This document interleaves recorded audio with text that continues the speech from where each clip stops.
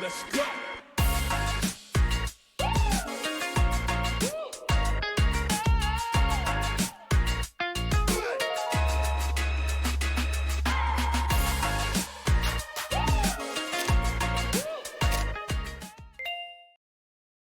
Hi, everybody. This is Elena from Cross Cultural Development, and you are listening to the Bending Culture podcast, the show where we master the art of cross-cultural collaboration and where the professionals learn how to grow and thrive in the multicultural world we live and work in today, and how they can become the real global game changers. Welcome, everybody. In today's episode, we are unpacking ins and outs of life of an expat.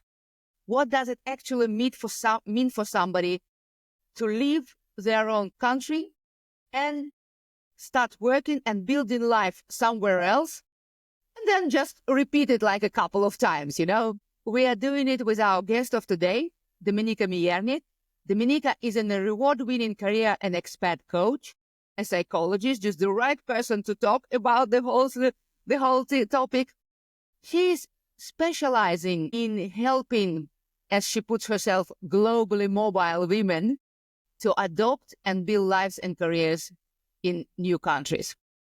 Dominika was born in Poland, and sure she will tell more about herself, but just a short introduction. Works for many years in UK, and now she operates from her home base in Rome, Italy.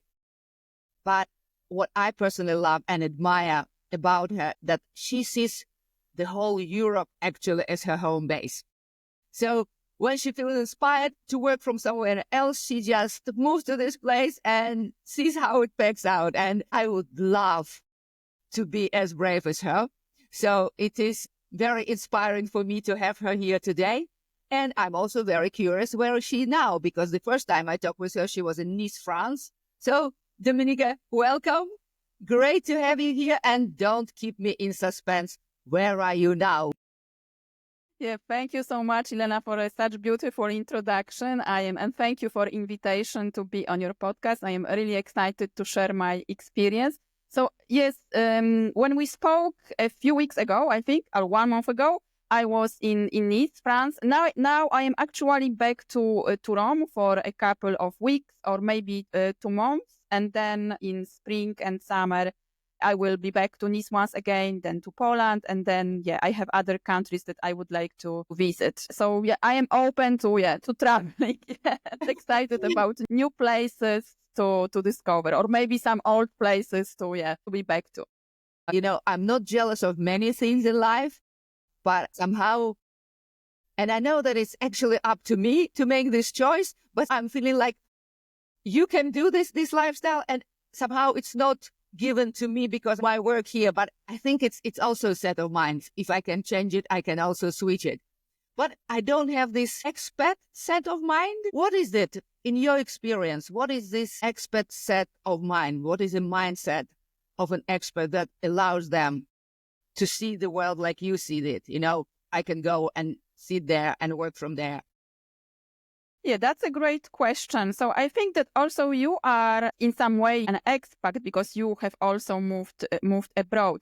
So there are different types of So there are different possibilities to live as an expat. Sometimes, for example, a company is moving you abroad for an assignment, so you are becoming an expat. And if you are moving with a family or with your partner also is becoming an expat partner. You can move because of your own career, because you want to develop your career abroad. Or, for example, I started as a student. I moved to study from Poland to Rome, and then started as a career expat. And also you can move because of love. For example, your partner is living abroad, so you can move and to be together with your partner. Or, for example, now there is this different kind of living, maybe not as an expat, but as a digital nomad, spending a little bit of time in one country, for example, 6 months, 3 months, 2 months, 1 year, it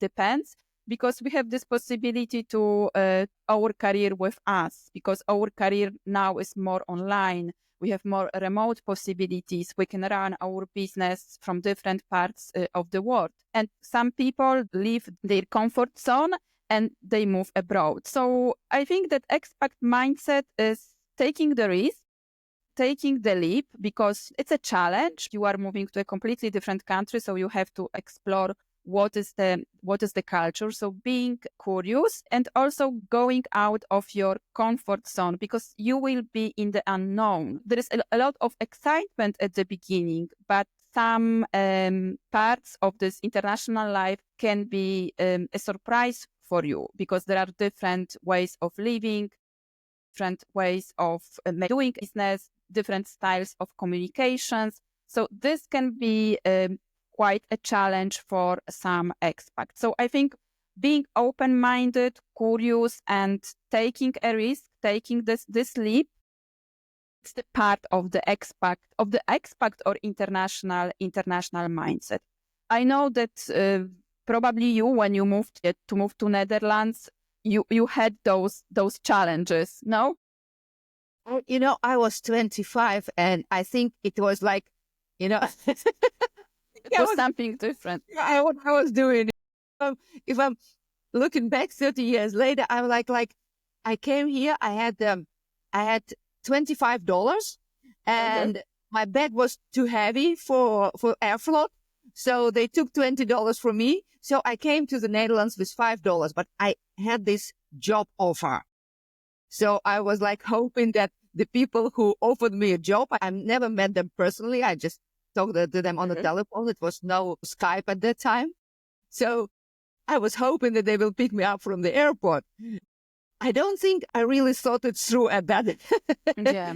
Turned out good. But I do believe that if you do it today, you need to have some kind of plan, right? Yeah, of course you need a plan. You can move at different stages of your life. So I also moved when I was like I was 19 or 20 years old. So it was 20 or 25 years ago. So it was many years ago. It was completely different. I didn't even know that there is like a term expat. I was considering myself as someone like moving abroad, and that's it. And I was excited. And I didn't have a plan. So it wasn't like, I think, a good way to start your international life. But now you need a plan, like a guideline that can help you to prepare yourself, to be ready for some challenges. So you can explore first the city or the country that you are moving into. What are you going to do in this country? Are you moving with a job? So then you can have a contract for your home, for your rent. You can set up all the utilities. Or, for example, you are moving because of an adventure and you want to find a job in this country or set up a business. So then you have to explore, for example, what are the rules, what are the requirements, what are the opportunities for you to find a job in this country, what skills you have, and how those skills can be helpful in a new country. Maybe you have to do some courses, maybe you have to improve some skills. So doing a research, this is an important part of an international journey.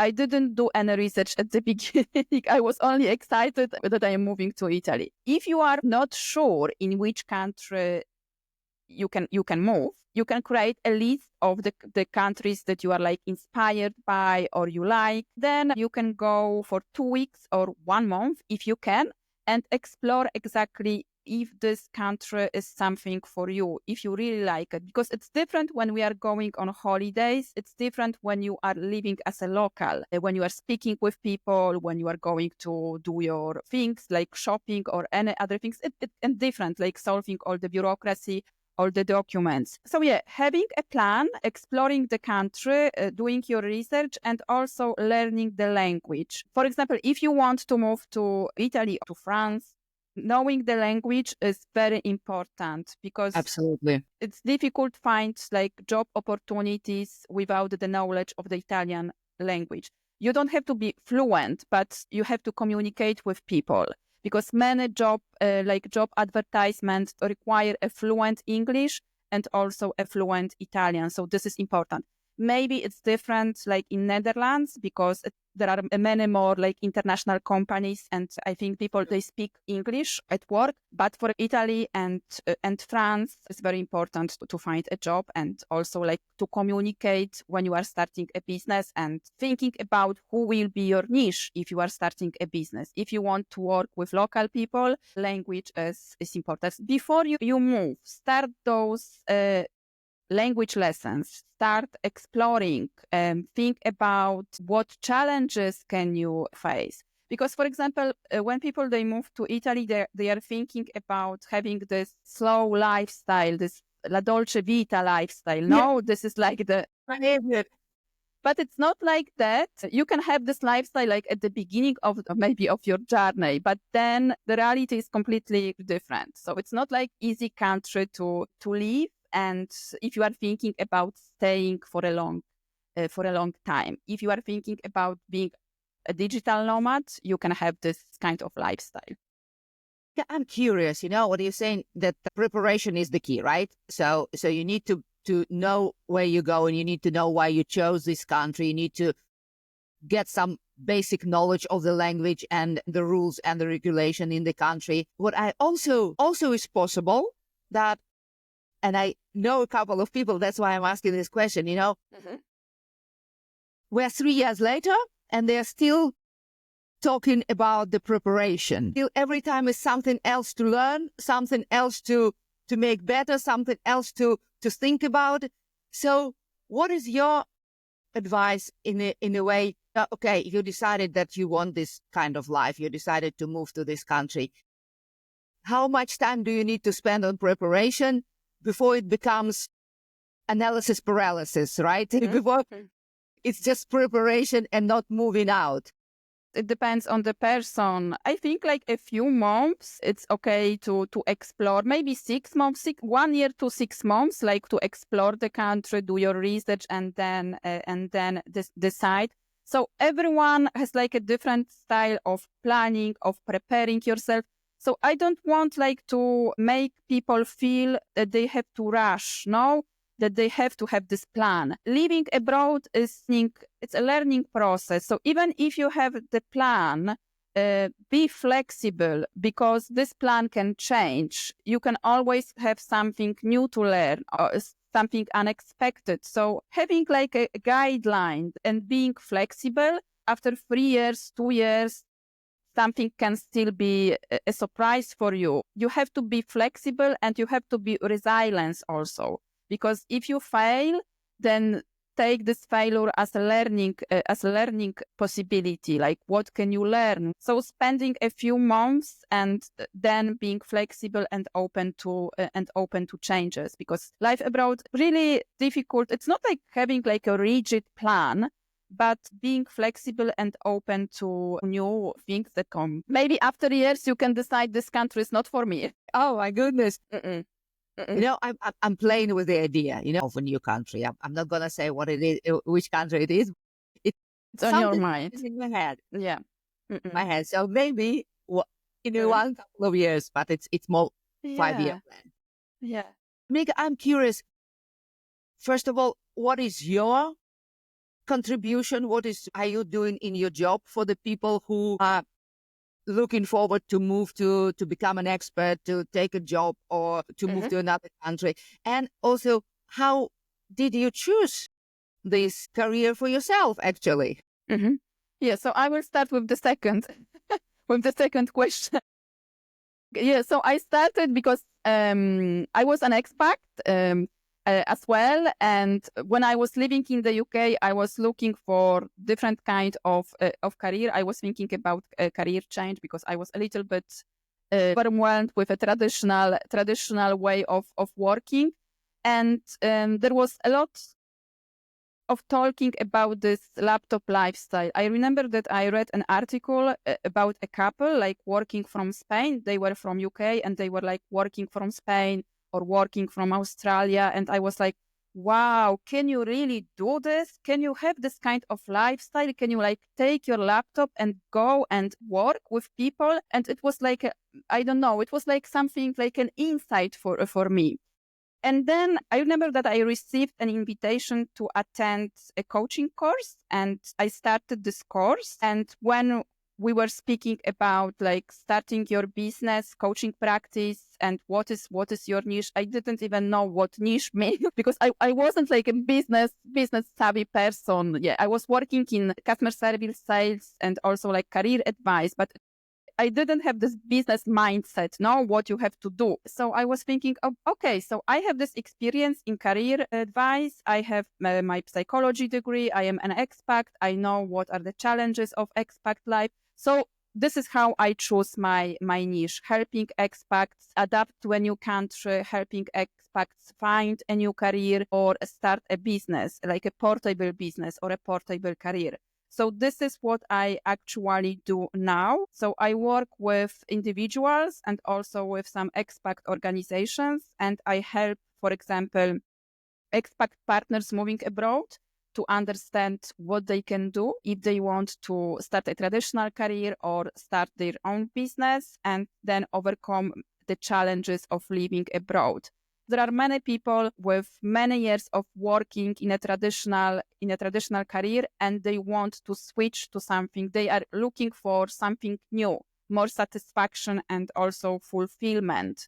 And they don't know exactly. They have ideas, but they don't know in which direction to go or which idea is the right idea. So I'm helping them to clarify their vision, to find the right idea, and also understand what is their ideal lifestyle, what is their ideal life vision if they want to move abroad. So then we are working also on the plan and overcoming any challenges. So this is what I do. And I do all my programs online.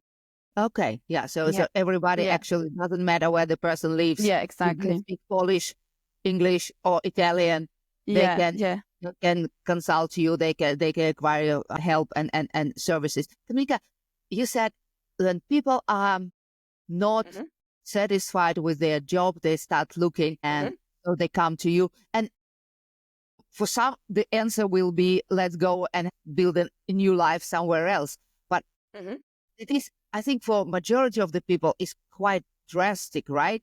So if you look at the percentage, how many say, okay, I'm really going to move and I'm going to make this leap of faith, and how many people are saying, okay, yeah, it sounds great, but I will still stay here, or they don't come to you because they know that you are the one who will take them already there. Yeah, I think that you arrive at some point in your life and career that you are completely done and you want something more. Because if you stay on the same path, if you stay in the same job that you don't like anymore, and you have any satisfaction, how are you going to live your life? You will be unhappy for the rest of your life. So do you want to be in this kind of position, or you want to do something different, find a new career path? And you can move abroad for a short time. It doesn't mean that you have to change your life completely. You can move for 1 year and see if this is for you. So just pushing yourself a little bit. So it's a choice. Do you want to be in the same place and like suffer every day? Because I remember I was like that. I was like waking up every day, taking the train, commuting to my job, and then I was unhappy in the morning. I was coming back home. I was tired, exhausted. I was waiting for the weekend.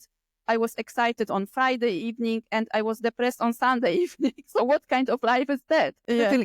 You don't have to move abroad for that, right? So you also can do a career change in your own country. You don't have to in your own country. Yeah, behind and but it's a beautiful idea to play with. What is your biggest lessons with doing your own journey, right?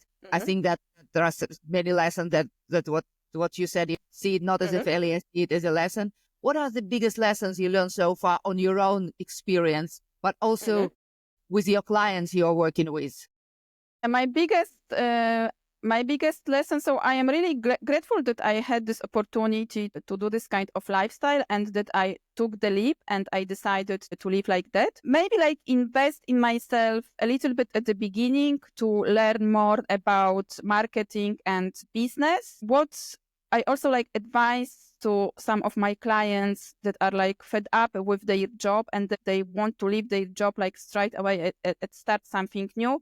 Switching the way that you are thinking about your job and see the job as an investment in your business or in your new career. Because at the beginning of your business or at the beginning of your new career, you will need money. You will need to invest in your business, like thinking about your job as an investment, not something exhausting you. So this is also the lesson that I have learned. So this is my learning point.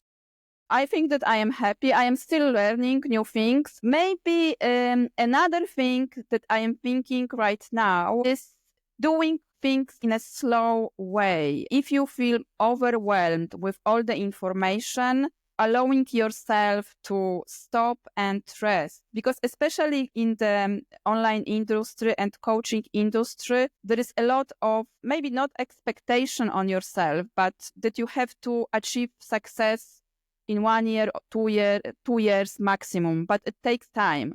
It takes time, and like don't compare yourself to people who are successful. Compare yourself to yourself, how you were like 6 months ago or 1 year ago. So doing business or changing career in your own pace. Yes, allowing yourself to be slow. So this is what I am thinking right now. Maybe I have to slow down a little bit. Yeah. It sounds like that is your issue for today as well, but that is how we learn. And then I do absolutely believe the universe has its own timing. So we can say we need to do that. It's a 1 year plan. But I also heard this quote. I don't know if you heard it, but I think it's very, very suitable for this situation that people overestimate what they can do in 1 year and underestimate what they can do in 10 years. So when we are making a 1 year plan, we are propping so much stuff into there that we can never actually physically or mentally achieve it because our mind also needs to grow with all these changes. But then in the long term, and we're right, we're taking it other way around. We are thinking that in 10 years, I can be there and there and there. And while you can be much further than that in any terms of your career or life or whatever. If you would advise people to go and move to one country, which is so great for all the expats and all these nomads, which country it would be? Oh, that's a difficult question. I think it depends of the person. Yeah, I like Italy. I like France. So I am exploring those countries. But yes, Spain is a great country for digital nomads. Indonesia, it's a great place. I think Dubai, it's a great country for digital nomads. So there are many, many opportunities. It depends what you like. What is like your dream country? So you can ask yourself these questions. What is the dream country for me?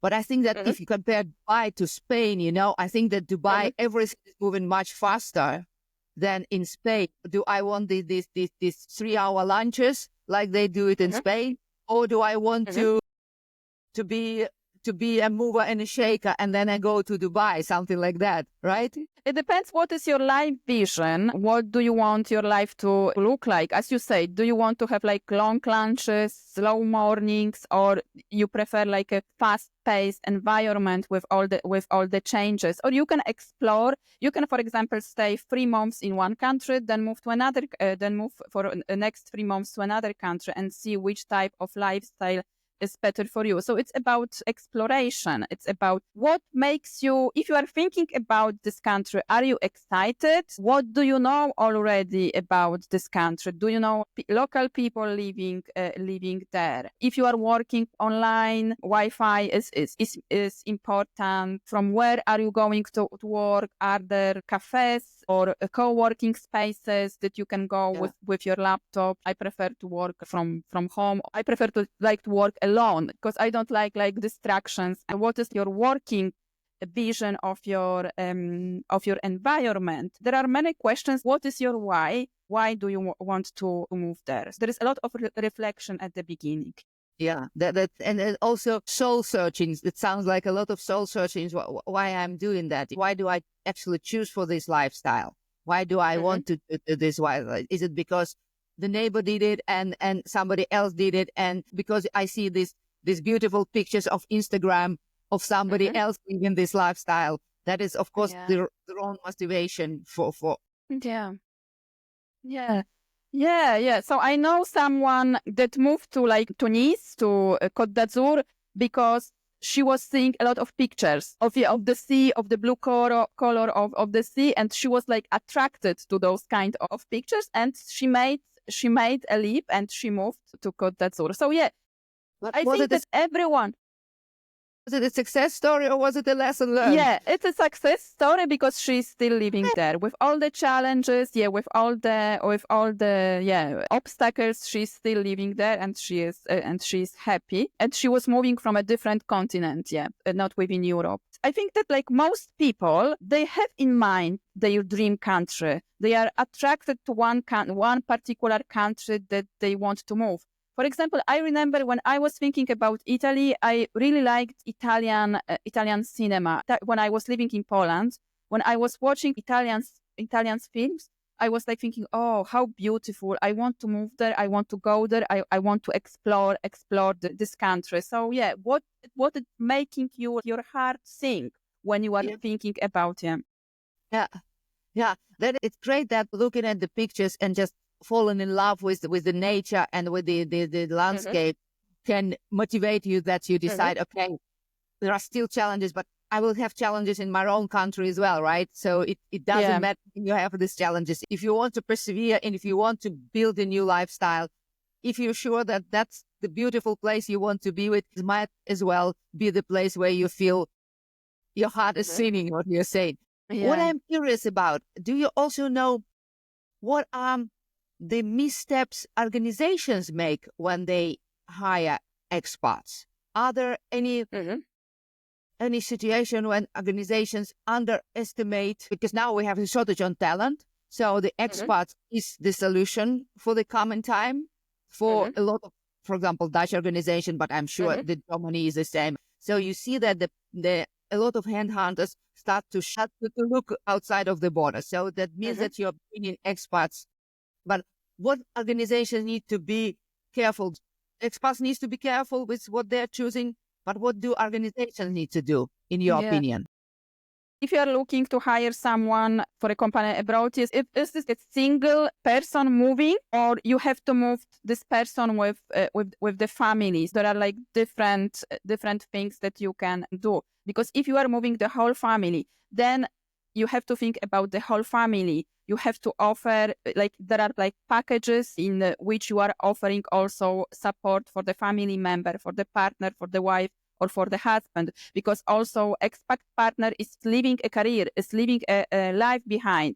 So she or he has to think about other opportunities, what expat partner is going to do in this country. So you have to take this in the consideration. Also, moving the kids, they have to change the school. They have to make new friends. So there are many challenges expat family has to face. But then, of course, if there are any visa restrictions, then you have helped this person to find an accommodation, a house, environment. As a single expat, you have to build your network, your relationships. And if you are moving from a different culture, from, let's say, from India to Europe, or from Japan to Europe, the culture is different. So offering this person a cultural training. So what are some challenges that this person can face? The communication style, how this person can adapt to a new environment, to a new job. Sometimes we move abroad and we think, okay, it's a new country. I am going to live there, and I am quite open-minded and I am curious. But it can be a challenge because some things can be strange for you at the beginnings. Yeah, so it's normal. It's the part of the journey. But offering like a cultural training, cross-cultural training to the single expat who is moving, or to the expat family, to help them adapt. Because if you are going to fail, if this assignment is going to fail, if for example, the partner of the employee is not happy, so also the employee will be not happy and the whole project is going to fail. So it's also like the cost for the company. So for the people, for the professionals who are moving, it's a whole adventure, but for organization, it's also an adventure and a lot of things to think about and to take care about. Yeah, Dominika, exactly. what would be one tip if you want to give one tip to the people who are listening? And this is a very mixed audience. I believe that some of the people are dreaming to move into another country. Some of the people move to another country and living in the other country. What is your tip as an expat specialist, as career specialist, would be for the listeners today? Yeah, so my tip is go and take the leap. Move to this country, take this step, even if it will be like a short-term move or long-term move. Yeah, move to this country and explore a new way of living or working from abroad. Because at the end, you have nothing to lose. You can always come back and you can start again. Yeah. So what are you going to lose?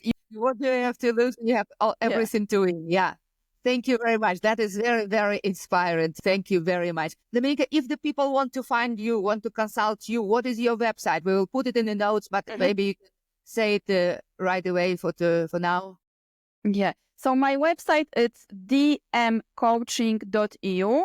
And also, if you type my name, Dominika Miernik, on LinkedIn or on Google, you will find me. Yeah. So you can connect. Okay. Please feel free to connect with me on LinkedIn if you have any questions or post them. Yeah.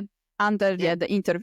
That is also, of course, an option, but I also will put in the notes your link to your LinkedIn profile and your website. Dominika, thank you very much for very interesting story, and it made me think, and it made me very, very inspired. Guys, if you are playing with the idea like me, I'm sure that after listening to Dominika today, you've got a much better insights on how to handle or not to handle your process and the view on what do you need to do, what are the first steps you need to take. So I'm sure that you are now better equipped for the choices you're going to make. So if you feel inspired by Dominika, if you want to learn more in how to become confident in navigating multicultural landscape, join me in 2 weeks for more tips and insight with a new guest on Bending Culture podcast. It will be in 2 weeks again. In between, if you would like to subscribe, if you'd like to leave a review, if you would like to share this episode with a fellow global game changer, please do that. Until I see you again, this is Elena from Cross Cultural Development. Let's keep bending culture together to shape a thriving, inclusive business world.